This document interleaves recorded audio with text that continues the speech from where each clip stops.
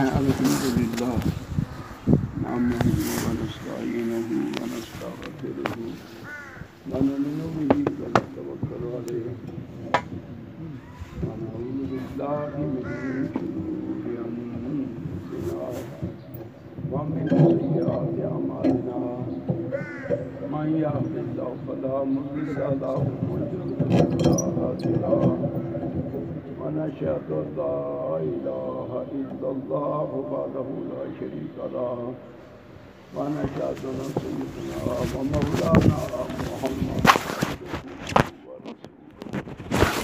أرسله بالحق بشيرا ونذيرا وداعيا إلى الله بإذنه وسراجا منيرا أما بعد فأعوذ بالله من الشيطان الرجيم بسم الله الرحمن الرحيم إن الذين يستكبرون عن عبادتي سيدخلون جهنم داخرين صدق الله مولانا العظيم وصدق رسوله النبي الكريم اللهم صل وسلم دائما أبدا على حبيبك خير الخلق كلهم مولاي صل وسلم دائما أبدا على حبيبك خير الخلق كلهم. اور حاضرین، یہ آپ کی یہاں مدرسے کا جلسہ ہے، مسجد کی سنگ بنیاد ہے، اور اس مسجد کی سنگ بنیاد کے لیے علماء کرام یہاں تشریف لائے ہیں، اور اس کے لیے آپ لوگوں کو دعوت دی گئی ہے، آپ جمع ہوئے ہیں.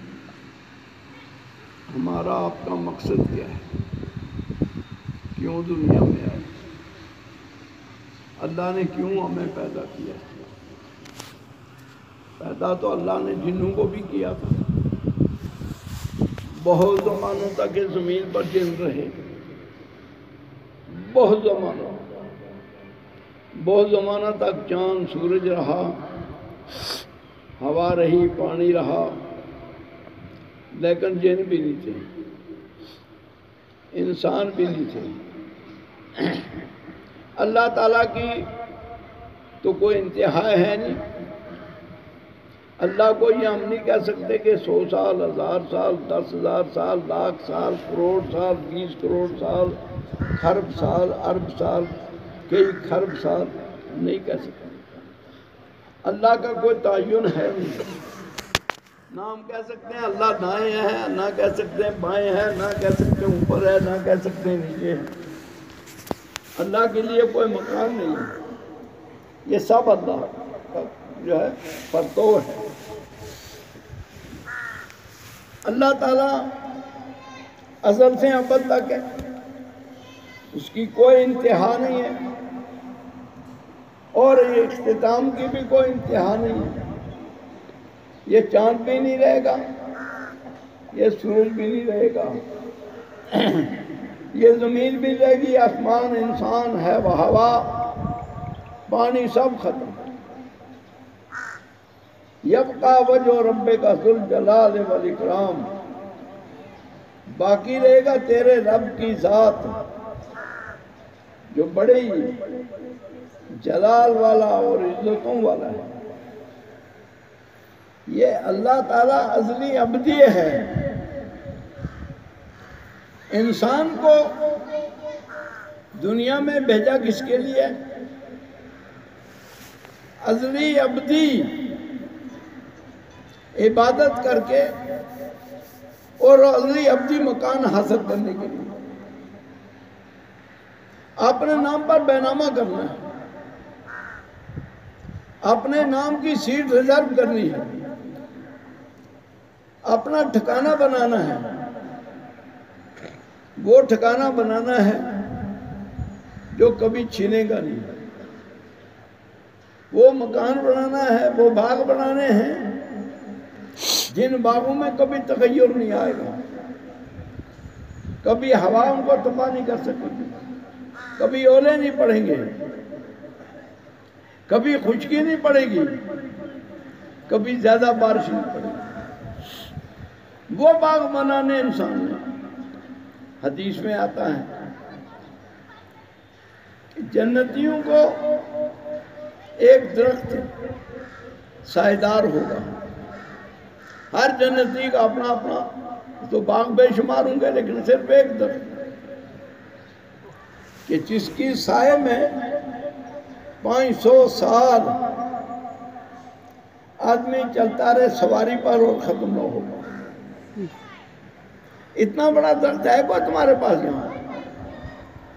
جو درخت تم لگاتے ہو دنیا ساری لگاتی ہے، امریکہ لگاتا ہے، جاپان لگاتا ہے، روس لگاتا ہے، ہندوستان لگاتا ہے، ذمہ دار لگاتے ہیں۔ کیا ایسا کوئی درخت ہے کہ جس کے سائے کے نیچے 500 سال چلتے رہیں اور پھر بھی اس کی مسافت ختم نہ، سواری پر 500 سال چلیں، تیز رفتار سواری پر؟ کتنی بڑی نعمت ہے خدا کی۔ پھر انسان کو اللہ تعالیٰ نے اس نعمت کے لیے پیدا کیا ہے۔ یہ دنیا میں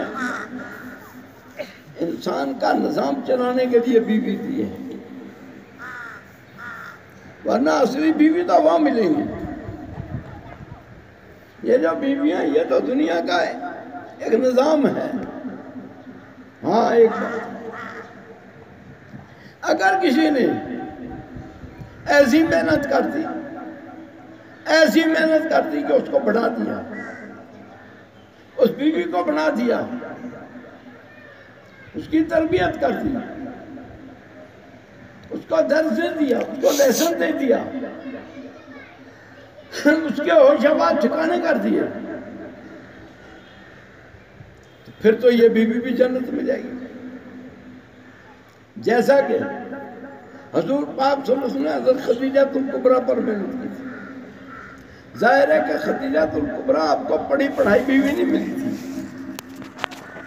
بلکہ آپ کو بیوہ ملی تھی۔ 35-40 سال سے زیادہ عمر تھی، اور حضور پاک صلی اللہ علیہ وسلم کی عمر 22-23 سال تھی۔ حضور پاک صلی اللہ علیہ وسلم حضرت خدیجہ الکبریٰ پر علیہ السلام والرحمہ، حضرت خدیجہ الکبریٰ پر کروڑوں رحمتیں، کروڑوں سلام، بے شمار سلام۔ مکہ ہی میں پیدا ہوئی، مکہ ہی میں دفن ہوئی، مکہ ہی میں پیدا ہوئی، حرم میں پیدا ہوئی، حرم میں زندگی گزاری، اور حرم میں انتقال ہوا۔ اور ان کے قبرستان کا نام کیا ہے؟ جنت المعلیٰ۔ جنت المعلیٰ وہ جنت کا اعلیٰ ٹکڑا ہے، جنت کا اعلیٰ ٹکڑا ہے۔ حضور کے ساتھ صلی اللہ علیہ وسلم کی بیوی بننے کا ان کو شرف کیا حاصل ہوا۔ دنیا میں ایک تو ام المومنین بنی، تمام مومنوں کی ماں ہو گئی۔ دوسرے ان کو کیا ملا دنیا سے جانے کے بعد؟ جنت المعلیٰ۔ تیسری چیز ان کو کیا ملی حضرت خدیجہ الکبریٰ کو؟ فاطمہ الزہرا کی ماں۔ ظاہر ہے آپ نے سنا ہوگا، یہاں آپ کے یہاں بھی بہت سے سادات آئے، ان کی قبریں بنی ہوئی ہیں، مزار بنے ہوئے ہیں۔ یہ سب کس کی اولاد ہیں؟ ظاہر ہے کوئی امام حسن کی، کوئی امام حسین کی۔ یہ امام حسن حسین کہاں سے پیدا ہوئے؟ حضرت فاطمہ سے۔ حضرت فاطمہ کس کے بطن سے پیدا ہوئی؟ حضرت خدیجہ الکبریٰ کے بطن سے۔ حضرت خدیجہ الکبریٰ کے نسل نے جتنا دنیا میں اسلام پھیلایا اتنے سارے بادشاہوں نے مل کر نہیں پھیلایا، اتنی ساری طاقتوں نے مل کر نہیں پھیلایا۔ آپ دیکھتے ہیں کہیں سید علی سمنانی رحمت اللہ علیہ، کہیں سید علی حمدانی رحمت اللہ علیہ، کہیں جمال الدین بخاری رحمت اللہ علیہ، کہیں جلال الدین بخاری رحمت اللہ علیہ۔ یہ کس کا تحفہ ہے؟ خدیجہ الکبریٰ رضی اللہ تعالیٰ عنہ۔ خدیجہ الکبریٰ حضور پاک صلی اللہ علیہ وسلم کی پہلی بیوی، ام المومنین، تمام مومنوں کی ماں، اور حضرت خدیجہ الکبریٰ کی بیٹیاں ام کلثوم، حضرت رقیہ، حضرت زینب، کیا کیا بتائیں آپ کو۔ تو اسلام کی حقدار کون ہے؟ السلام علیکہ کی حقدار کون ہے؟ سلام علیہا سلامن تامن دائمن اے علی خدیجہ الکبریٰ۔ ہمیں ہر وقت اپنی بیویوں کو یہ سمجھانا ہے کہ خدیجہ الکبریٰ کون تھی، ان کی تعلیم کیا تھی، ان کی تربیت کس نے کی تھی، اس لیے کہ وہ پہلی امت المومنین ہیں اور خاتون اول ہیں۔ آج تو نام رکھا جاتا ہے نا امریکہ کی کسی خاتون اول، جو بھی امریکہ کا صدر بن جاتا ہے اس کی بیوی پہ خاتون اول بن جاتی ہے، دنیا کی بدمعاش ہوتی ہے۔ لیکن آپ کی اور ہماری خاتون اول کون ہے؟ ام المومنین کون ہے؟ بولا نا، کون ہے؟ زور سے بولا۔ پچھلے والے آگے بیٹھو گا، سائے میں نہیں بیٹھو گے، وہاں جنت میں کیا کرو گے؟ تم آگے بیٹھو گے، تمیز اختیار کرو، ادھر بیٹھو گے جگہ خالی ہو، آپ پچھلے والے وہ درخت کے نیچے جو سب اٹھ جاؤ۔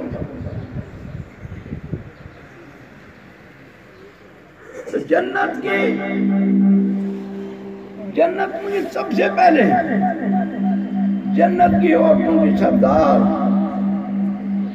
حضرت خدیجہ الکبریٰ۔ اسی طریقے سے جو میں مثال دینا چاہتا ہوں، ہر ایمان والا جو اپنی بیوی پر محنت کرے گا، یہ بھی انہیں 70 حوروں کے ساتھ ایک بن جائے گی۔ اب تمہاری مرضی ہے اس کو جہنمی بناؤ یا جنتی بناؤ۔ اگر بیوی کو جنتی بناؤ گے بیٹا جنتی بنے گا، بیوی کو قاری بناؤ گے جہاں بیٹا قاری بنے گا، بیوی کو عالم بناؤ گے بیٹا عالم بنے گا، بیوی کو تہجد گزار بناؤ گے بیٹا تہجد گزار بنے گا۔ اگر بیوی سے صرف جوتے صاف کرانے کے لیے، کپڑے دھونے کے لیے رکھا، صرف سبزی پکانے کے لیے اور دال پکانے کے لیے رکھا، روٹی پکانے کے لیے رکھا، چولہے میں لکڑیاں لگانے کے لیے رکھا، تو یہ جو ہے تمہاری بیوی نہیں ہوگی اور اولادیں تمہاری بیوی برباد ہیں۔ پہلی ہمیں محنت کہاں کرنی ہے؟ اپنے گھر پر۔ جب بیوی کے ہاتھ کی نمازی ہوگی، اس کے ہاتھ کا پکا ہوا کھانا ہوگا، آپ کی دعائیں قبول ہوں گی، آپ کی عبادت قبول ہوگی۔ ایک بزرگ کا واقعہ لکھا ہے،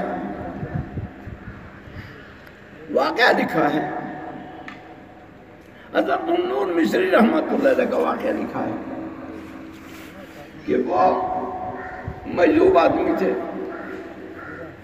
اور فقیر کبھی ایسی باتیں کہہ جاتے ہیں جو بظاہر شرع کے خلاف ہوتی ہیں۔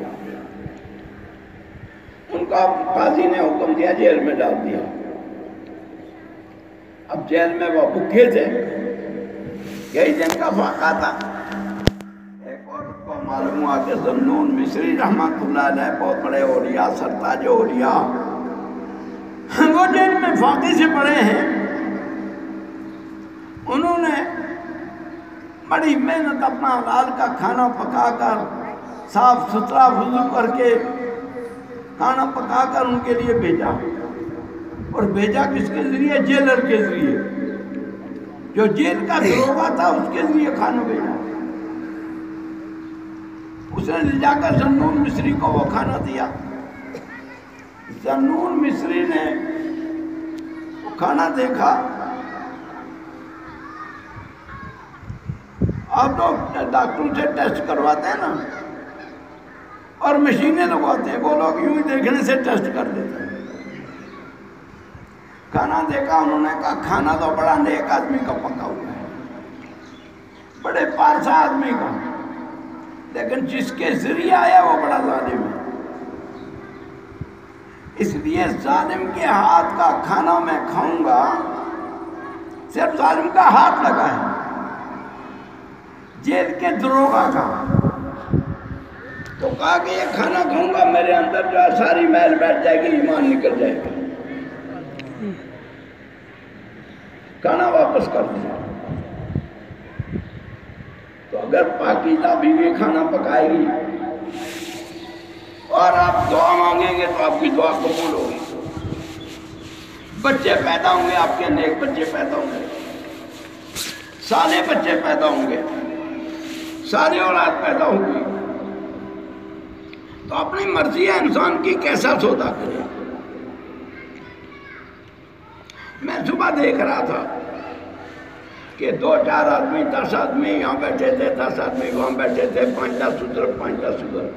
امام غزالی نے لکھا ہے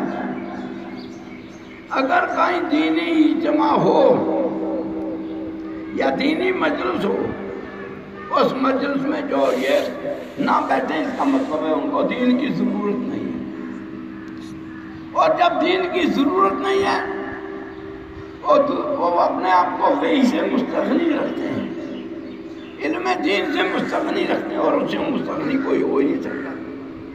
فرمایا وہ عذاب الہی میں مبتلا ہو جائیں گے، وہ عذاب الہی میں مبتلا ہو جائیں گے۔ دین کی جب بات ہوتی ہو توجہ سے سننا ہے، اور ادھر ادھر دائیں بائیں نہیں جانا ہے، ڈٹ کر مجلس جمع کر بیٹھنا ہے۔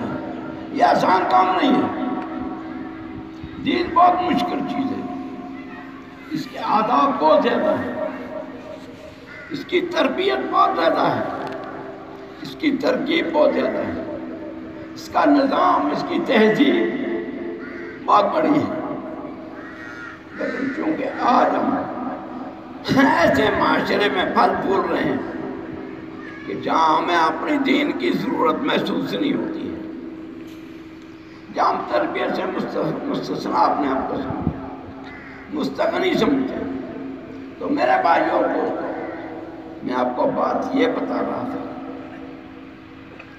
کہ ہمیں جنت کی تیاری کرنے کے لیے، اس زندگی کے لیے جس کے لیے اللہ نے پیدا کیا ہے،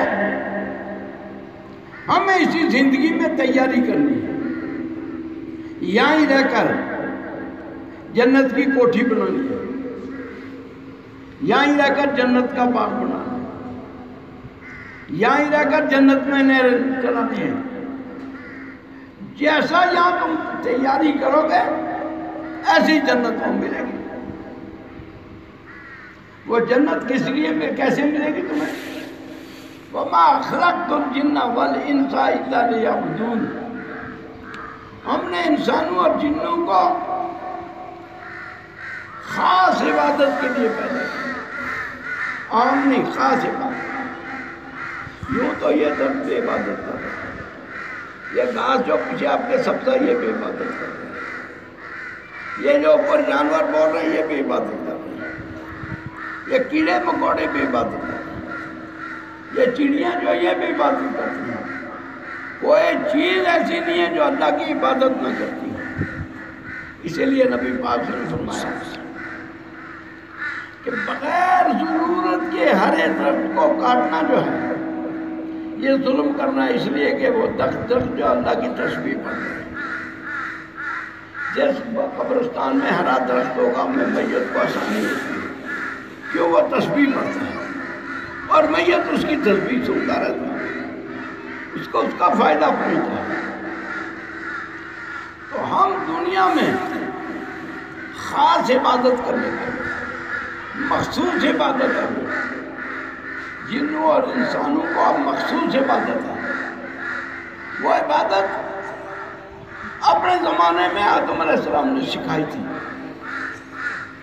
اپنے زمانے میں نوح علیہ السلام نے سکھائی تھی، اپنے زمانے میں شیس علیہ السلام نے سکھائی تھی، اپنے زمانے میں ادریس علیہ السلام نے سکھائی تھی، اپنے زمانے میں حضرت ابراہیم علیہ السلام نے سکھائی تھی، حضرت موسیٰ علیہ السلام، حضرت عیسیٰ علیہ السلام، جتنے نبی تھے، لیکن جب وہ نبیوں کا دور ختم ہو گیا ان کی عبادت کے طریقے ختم ہو گئے۔ اب ایک ہی طریقہ دنیا میں عبادت کر رہے ہیں، وہ طریقہ کس کیا؟ محمد رسول اللہ صلی اللہ علیہ وسلم۔ اب عبادت کا طریقہ اپنے پاس سے کوئی نہیں بنا سکتا۔ نماز، رکوع، سجدہ، تلاوت، ذکر، خیرات، صدقہ اپنی طرف میں بنانے میں کچھ ملنے والا نہیں، وہ عبادت نہیں۔ جو ادھر سے شریعت نے متعین کیا ہے وہی جو ہے تو طریقہ عبادت کا چلے گا دنیا میں۔ جو شریعت ادھر سے آ گئی ہے، جو نبی پاک نے کر کے دکھایا، صحابہ کرام نے کر کے دکھایا، تابعین نے کر کے دکھایا، ائمہ مجتہدین نے تحقیق کر کے دکھایا، اب عبادت کا طریقہ دنیا میں وہی چلے گا۔ یہ عبادت کا طریقہ آپ کو کہاں معلوم ہوگا؟ یہ عبادت کا طریقہ آپ کو کہاں سے ملے گا؟ کہاں سیکھنا ہے جی؟ مدرسوں میں۔ یہ کہاں سیکھنا ہے؟ مسجدوں میں۔ اس لیے کہ ہمارا مرکز جو ہے مسجد اور مدرسے ہیں۔ اللہ تعالیٰ کیا فرماتا ہے؟ اِنَّ أَوَّلَ بَيْتٍ وُضِعَ لِلنَّاسِ لَلَّذِي بِبَكَّةَ مُبَارَكًا وَهُدًى لِّلْعَالَمِينَ۔ پہلا وہ گھر جو انسانوں کے لیے بنایا گیا ہے دنیا میں، جس کو مکہ، بکہ، قبلہ، کعبہ کہا جاتا ہے، اسی گھر کے ارد گرد جو عبادت ہوتی ہے، اور پھر اسی گھر میں جا کر جو حج ہوتا ہے، پھر اسی گھر کا جو 1,24,000 انبیاء نے اسی گھر کا جو ہے تو عبادت ہوتی ہے۔ وہی عبادت قابل قبول ہے، اسی گھر کی طرح منہ کر کے نماز پڑھنا، اسی گھر کی علامت کے طور پر اپنے اپنے علاقوں میں مسجدیں بنانی، اسی گھر کی طرح ان مسجدوں کا رخ رکھنا، یہ جو ہے عبادت کا مخصوص طریقہ ہے۔ ادھر ہی نماز اگر 1 کروڑ نماز کوئی پڑھتا ہے، 1,00,000 نماز کوئی پڑھتا ہے، لیکن وہ قبلہ چھوڑ کر ادھر پڑھتا رہے گا یا ادھر پڑھتا رہے گا، تو اس کی ساری عبادت ہی نہیں گئی، بلکہ بہت سا ابد الآباد کے لیے جہنم میں جائے گا۔ کیوں؟ اس نے جو عبادت کا طریقہ متعین کیا تھا، جو قبلہ متعین کیا تھا، کعبہ متعین کیا تھا، اس کو اس نے چھوڑ دیا۔ میرے بھائیوں اور دوستوں، اللہ کے نبی صلی اللہ علیہ وسلم نے سب سے پہلا مدرسہ کون تھا؟ نبی پاک کا گھر۔ اور پہلی طالبہ کون تھی؟ حضرت خدیجہ الکبریٰ۔ اور پہلا طالب علم کون تھا؟ ابو بکر صدیق۔ اور بچوں میں پہلا طالب کون تھا؟ حضرت علی المرتضیٰ۔ حضور صلی اللہ علیہ وسلم کا گھر جو ہے یہ پہلا مدرسہ تھا۔ اور اس مدرسے کے حضور پاک صلی اللہ علیہ وسلم کا آغاز کہاں سے ہوا؟ بسم اللہ کہاں سے ہوئی؟ حضور کا اس مدرسے کا آغاز کہاں سے ہوا؟ غار حرا سے۔ غار حرا میں نبی پاک صلی اللہ علیہ وسلم انتظار کرتے رہے، عبادت کرتے رہے، تلاش کرتے رہے کہ کب ادھر سے آرڈر آئے گا، اور میں جاتا اسی پر آرڈر پر چلوں گا، کب مجھے حکم آئے گا اسی پر چلوں گا، کب نزول وحی ہوگا، کب قرآن پاک آئے گا۔ غار ہرا میں پہلا مدرسہ کون ہے اسلام کا؟ غار ہرا۔ وہ کتنی بڑی بلڈنگ ہے بھائی؟ کسی نے سنا ہو حاجی، کسی نے حج کیا ہو بتا دے مجھے۔ غار ہرا کتنی بڑی بلڈنگ ہے؟ اس کے کتنے کمرے ہیں؟ غار ہرا میں کتنی روڈیں جاتی ہیں؟ پہلا مدرسہ جو ہے غار ہرا۔ اور طالب علم پہلے مدرسے کا کون؟ محمد رسول اللہ صلی اللہ علیہ وسلم۔ اور اس غار ہرا کا پہلا معلم کون؟ الرحمن علم القرآن خلق الانسان وعلمہ البیان۔ پہلا معلم جو ہے نا اللہ کی ذات خود ہے، واسطہ جبرائیل امین ہے، معلم خود باری تعالیٰ ہے۔ اور طالب علم کون ہے؟ محمد رسول اللہ صلی اللہ علیہ وسلم۔ اور بلڈنگ کون ہے؟ غار ہرا کی پہاڑ کی چوٹی اور پتھر ایک پتھر کے نیچے۔ وہ کتنا اونچی غار تھی؟ آج بھی جاؤ حاجی گئے جا کر دیکھ لو کہ اس طرح بسے اس طرح انسان بیٹھ سکتا ہے، ایسے نہیں بیٹھ سکتا، ایسے نہیں۔ تاکہ معلوم ہو تعلیم عاجزی سے حاصل ہوتی ہے، تعلیم نرمی سے حاصل ہوتی ہے، تعلیم انکساری سے حاصل ہوتی ہے، تعلیم استاد کے سامنے گھٹنے ٹیک کر حاصل ہوتی ہے۔ تعلیم جو یوں تکبر کرسیوں پر بیٹھ کر اور یوں بورڈ مار کر، اس سے تعلیم نہیں، اس کو تعلیم نہیں کہتے۔ یہ پہلی تعلیم ہے اسلام کی جو غار ہرا میں شروع ہوئی۔ اور کس پر شروع ہوئی؟ محمد رسول اللہ صلی اللہ علیہ وسلم۔ قرآن پاک ترتیب کے ساتھ 23 سال میں نازل ہوا، لیکن مانوی طور پر پہلے ہی دن نازل ہوا۔ بات میری یاد رکھیں، علماء بھی بیٹھے ہیں۔ مانوی طور پر جیسا لو محفوظ سے اٹھا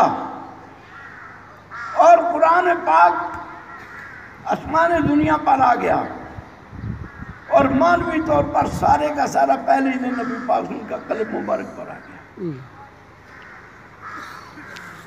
پھر اس کی ترتیب آیات وہ 23 سال میں مکمل ہوئی۔ میرے بھائی اور دوستو، اللہ نے اپنے حبیب کو کیا دیا؟ جس کو اللہ نے پسند کیا 1,24,000 نبیوں پر، اس کو پہلا تحفہ کیا دیا؟ قرآن۔ اب ہمیں پہلا تحفہ کیا کس کو سمجھنا چاہیے؟ قرآن کو۔ یہ پہلا تحفہ کہاں ملے گا؟ مسجدوں میں، مدرسوں میں۔ یہ تحفہ مسجدوں مدرسوں میں ملے گا۔ جانا مسجد ہے نہ مدرسے ہیں، وہ تو ڈنگر ہیں، وہ تو ان پڑھ ہیں، جانور ہیں، وہاں تو کچھ بھی نہیں۔ اس لیے مسجدیں اور مدرسہ بنانے کا رواج ڈالو، یہ دستور ڈالو، تاکہ بچے قرآن پڑھیں، بوڑھے قرآن پڑھیں، عورتیں قرآن پڑھیں۔ جب قرآن پڑھیں گی تو آپ کے ساتھ جنت میں جائیں گی۔ اگر آپ نے قرآن پڑھا، اس کو بیچاری کو نہیں پڑھایا، وہ تو نہیں جائے گی، وہ تو نہیں جائے گی جنت میں۔ آپ نے کتنا بڑا ظلم کیا اس پر کہ آپ نے اس کو قرآن نہیں پڑھایا ہے، بچوں کو قرآن نہیں پڑھایا ہے، گھر والوں کو، رشتہ داروں کو، دوستوں کو، ملنے والوں کو، محلہ والوں کو، علاقے والوں کو قرآن نہیں پڑھایا۔ سب سے بڑی دولت قرآن ہے۔ قیامت کے دن ایک بڑی جماعت آئی، امت محمدیہ کی، کروڑوں کی تعداد میں ہوں گے، اور ان کو قربانہ ملے گا جہنم کا۔ باری تعالیٰ کہے گا اے میرے محمد صلی اللہ علیہ وسلم یہ تیرے امتی ہیں، یہ جہنم میں کیوں جا رہے ہیں؟ رسول اللہ کو کیا جواب دیں گے؟ وقال الرسول یا رب ان قوم اتخذوا هذا القرآن مہجورا۔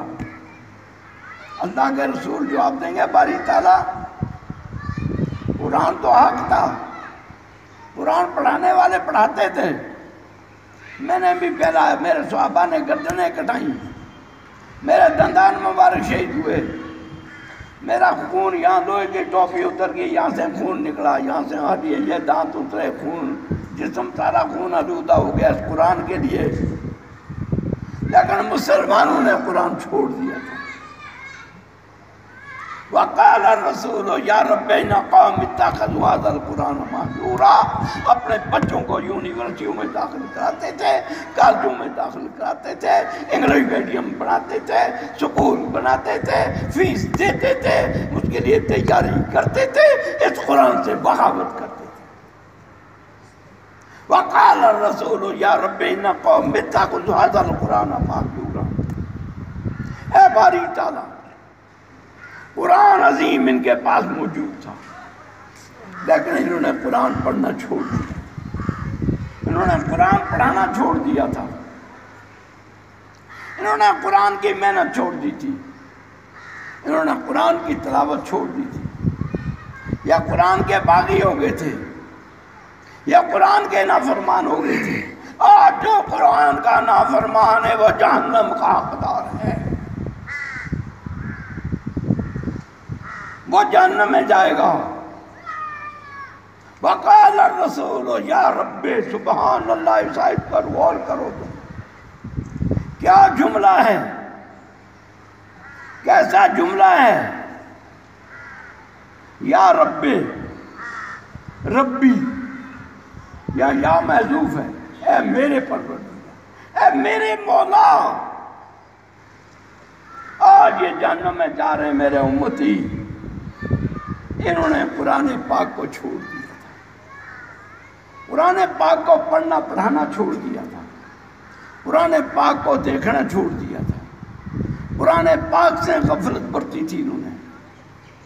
سیدنا عبداللہ بن مسعود رضی اللہ تعالیٰ عنہ فرماتے ہیں کہ یہ قرآن پاک دنیا کے پچھڑے سے پچھڑے لوگوں کو، پسماندہ سے پسماندہ قوموں کو، انتہائی دور دراز کے دیہاتیوں کو، جن کا کوئی معاشرہ نہیں ہے، جب اس قرآن کو پڑھیں گے ان کو بلندیوں میں پہنچا دیں گے، وہ اونچی سوسائٹی میں بیٹھیں گے۔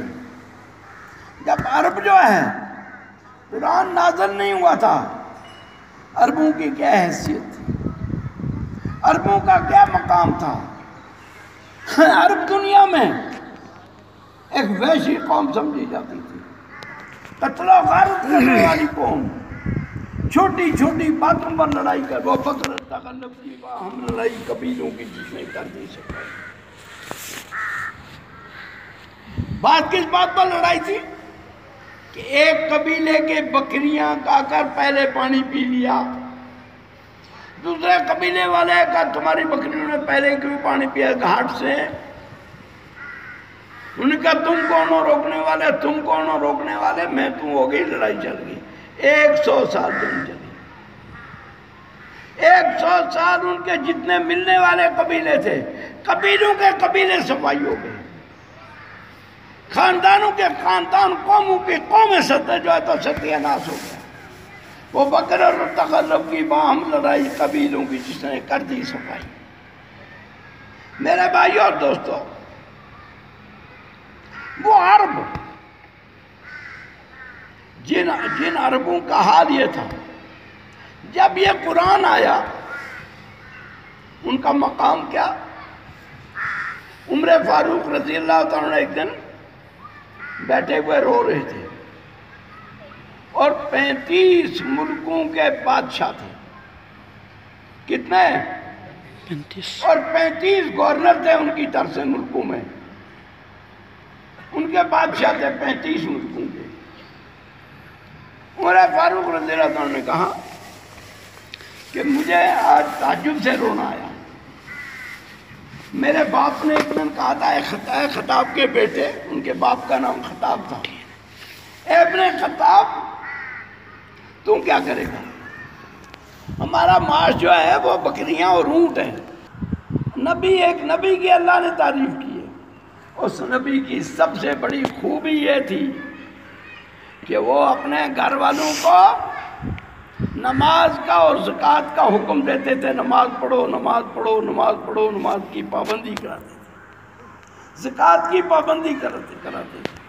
اور پھر اللہ نے دوسری جگہ ذکر کیا وَخَلَفُوا مِن بَعْدِهِمْ خَلْفٌ أَضَاعُوا الصَّلَاةَ وَاتَّبَعُوا الشَّهَوَاتِ. اس کے بعد نہ خلف پیدا ہوئے ان کے، نہ اہل نہ لائق. ان کی نالائقی کی کیا ضروری حکومت نے کی؟ کیا انہوں نے کھیتی نہیں کی؟ کیا انہوں نے کاروبار نہیں کیا؟ نہیں. أَضَاعُوا الصَّلَاةَ، نماز کو ضائع کرنا. یہ باپ کو، اگر باپ عالم ہے، اس کے بیٹے کی سب سے بڑی نااہلی ہے. اگر باپ بزرگ ہے، بیٹا نااہل، بیٹا سب سے بڑی نااہلی ہے کہ وہ نماز کو ضائع کرے، وہ خدا کے احکام کو ضائع کرے. یہ بیٹے کی سب سے بڑی نااہلی ہے. یہ اولاد کی اولاد ناخلف انہیں کو کہتے ہیں، نالائق اولاد انہیں کو کہتے ہیں کہ جو دین باپ نے چھوڑا تھا یا بزرگوں نے چھوڑا. نااہل شاگرد کی یہ نشانی ہے، نااہل مدرسے والوں کی یہ نشانی ہے، نااہل خانقاہ والوں کی یہ نشانی ہے کہ وہ خود خانقاہ کا بزرگ جو ہے وہ متقی، اس نے صدیوں عبادت کی، لیکن اس کے پیچھے والے جو ہیں انہوں نے اللہ کے احکام کو فراموش کر دیا. انہوں نے نمازوں کو ضائع کر دیا، انہوں نے شریعت کو تباہ اور برباد کر دیا، انہوں نے سنتوں کو ضائع کر دیا، انہوں نے بدعات کو رائج کر دیا، انہوں نے خرافات میں اپنی زندگی گزار دی، انہوں نے دین ایمان کو چھوڑ دیا، انہوں نے پیارے نبی کی سنتوں کو چھوڑ دیا، انہوں نے صحابہ کے طریقے کو چھوڑ دیا، انہوں نے ایمانیات کو چھوڑ دیا. وہ فضول واحشات کاموں میں لگ گئے، واحیات رسم و رواج نکال دی، خرافات نکال دیے، بے حیائی کی باتیں نکال دیں. یہ نااہل ہونے کی نشانی ہے کہ وہ اہل نہیں ہے، ان کے ماننے والے نہیں ہیں، یہ ان کے نالائق ہیں، یہ بیکار ہیں، بے جان ہیں. ضائع کر دیا انہوں نے سب کچھ، اپنے آپ کو برباد کر دیا. جنہوں نے نمازوں کو برباد کر دیا، جنہوں نے دین کو برباد کر دیا، جنہوں نے ایمان کو برباد کر دیا، انہوں نے سب کچھ برباد کر دیا. میرے بھائیوں، پھر بھی دنیا میں کچھ اللہ کے بندے ہیں جو دین پر محنت کرتے ہیں، جو دین کے لیے جد و جہد کرتے ہیں، جو دین کے نام پر سفر کرتے ہیں، جو دین کے نام پر مر مٹنے کے لیے تیار ہیں، جو دین کے لیے قربانیاں دیتے ہیں، جو دین کے لیے پیسہ دیتے ہیں، جو دین کے لیے خون دیتے ہیں، جو دین کے لیے جانیں دیتے ہیں. سب سے پیاری چیز انسان کا جان اپنی ہے. دین کے لیے کتنے لوگ اپنی جانیں دے رہے ہیں. کس کے لیے دے رہے ہیں؟ دین کے لیے، ایمان کے لیے، لا الہ الا اللہ محمد رسول اللہ، اس کلمے کی سربلندی کے لیے. میرے بھائیوں اور دوستوں، ہمیں دین کو مضبوطی سے پکڑنا ہے اور دین کی آبیاری کرنی ہے. اللہ تعالیٰ مجھے بھی آپ کو عمر کی توفیق عطا فرمائے. یہ مولوی خالد صاحب کی جو مسجد ہے، یہاں یہ مدرسہ ہے جو ہمارے حکیم صاحب کی سرپرستی میں چلتا ہے. اس مدرسے کی طرف آپ توجہ کرتے رہے، اس مسجد کی طرف توجہ کرتے رہے، اور اس کی طرف توجہ کرنے کی ضرورت ہے، اور مسجد کے ساتھ تعاون بھی کرنے کی ضرورت ہے، اس کے لیے دعائیں بھی کرنے کی ضرورت ہے. اس کے ساتھ جو تعاون کی کئی شکلیں ہیں، کوئی اینٹیں دے سکتا ہے، کوئی پتھر دے سکتا ہے، کوئی بجری دے سکتا ہے، کوئی ریت دے سکتا ہے، کوئی سیمنٹ دے سکتا ہے، کوئی نقدی دے سکتا ہے، کوئی کام کرا سکتا ہے. کوئی آدمی کہے گا جی میں 10 مزدور دوں گا، کوئی آدمی کہہ سکتا ہے جی میں 5 مستری دوں گا، ان 5 مستریوں کا خرچ میرے سے ہوگا. بہت سی شکلیں کام کی. اللہ تعالیٰ آپ کو اور مجھے عمل کی توفیق عطا فرمائے. آمین. مجھے کچھ کہنا نہیں تھا کیونکہ مفتی نظام الدین صاحب پہلے بیان کر چکے تھے، مفتی طیب صاحب بھی بیان کر، مفتی بھولی صاحب بھی بیان کر چکے تھے، اور دوسرے علماء کرام جتنے یہاں تشریف لائے انہوں نے کافی صبح سے بیان کر چکے تھے. اب میرے بیان کی کوئی خاص ضرورت تو نہیں تھی، لیکن پھر بھی ان کا حکم ہوا، ہمارے حکیم صاحب کا، مولانا حکیم بشیر صاحب کا، اور بہت سے لوگ دوست آئے ہوئے تھے، ان کی تمنا بھی تھی. تو میں نے کہا کچھ میں عرض کر دوں گا، اللہ تعالیٰ قبول فرمائے. آپ بیٹھے رہیں جب تک مدرسے کی طرف سے اعلان نہ ہو. اب آپ کو کیا کام کرنا ہے، اس وقت تک آپ ابھی اٹھیں گے نہیں.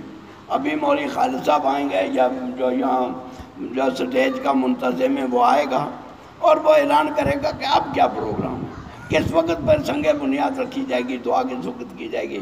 اس سے پہلے اگر کوئی پروگرام ہے ان کو، تو وہ پروگرام بھی یہ بتائیں گے، چلائیں گے.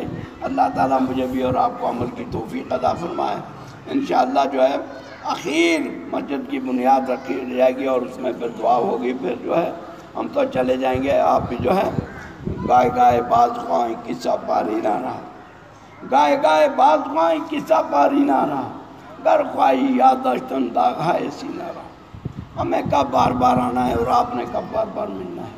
تو انشاءاللہ جو ملنا چاہیں گے ان سے ملاقات بھی کر لیں گے. السلام علیکم ورحمۃ اللہ وبرکاتہ.